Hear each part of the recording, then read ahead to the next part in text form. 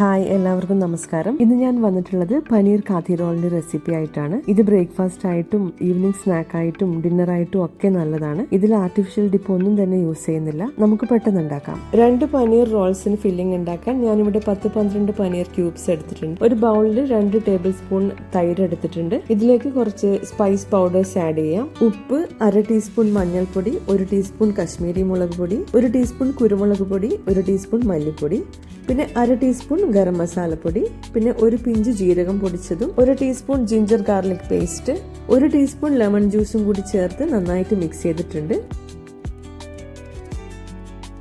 ഇതിലേക്ക് പനീർ പീസസ് ഇട്ടു. ഈ സ്പൈസസ് ഒക്കെ പനീറിൽ നന്നായിട്ട് കോട്ടാവണം.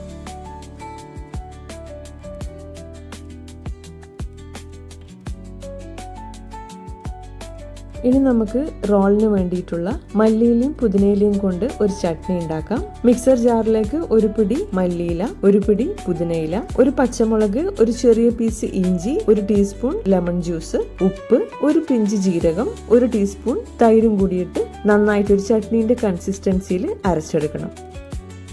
ഇനി നമുക്ക് പനീർ കുക്ക് ചെയ്യാം.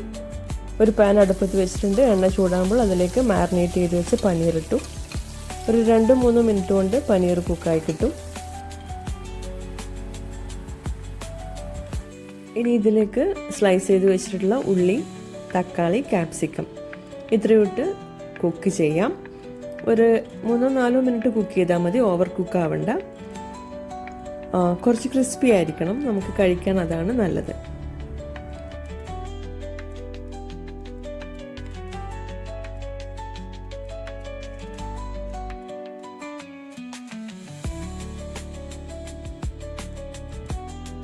ഞാനിവിടെ റോൾ ഉണ്ടാക്കാൻ ഒരു ചപ്പാത്തിയാണ് എടുത്തിട്ടുള്ളത്. നിങ്ങൾക്ക് വേണമെങ്കിൽ പൊറോട്ടയും യൂസ് ചെയ്യാം. ആദ്യം അതിലേക്ക് കുറച്ച് മിൻറ്റ് കൊറിയാൻഡർ ചട്നി സ്പ്രെഡ് ചെയ്തു. പിന്നെ അതിലേക്ക് ഫില്ലിങ് വെച്ചു.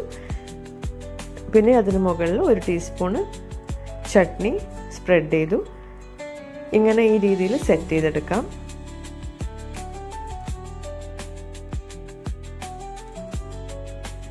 ഇതൊരു ബട്ടർ പേപ്പറിൽ റാപ്പ് ചെയ്തിട്ട് ലഞ്ച് ബോക്സിൽ വെച്ചാൽ കുട്ടികൾക്ക് മാത്രമല്ല എല്ലാവർക്കും കഴിക്കാൻ വളരെ എളുപ്പമായിരിക്കും.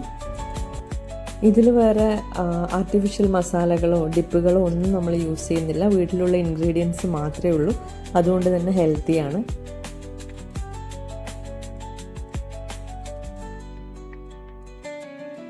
നിങ്ങൾ ഇതുപോലെ ഉണ്ടാക്കി നോക്കൂ. എന്നിട്ട് നിങ്ങളുടെ അഭിപ്രായങ്ങൾ കമൻസിൽ അറിയിക്കൂ. എൻ്റെ വീഡിയോസ് ഇഷ്ടമാവുകയാണെങ്കിൽ ഫോളോ ചെയ്യാൻ മറക്കരുത്. Thanks for watching.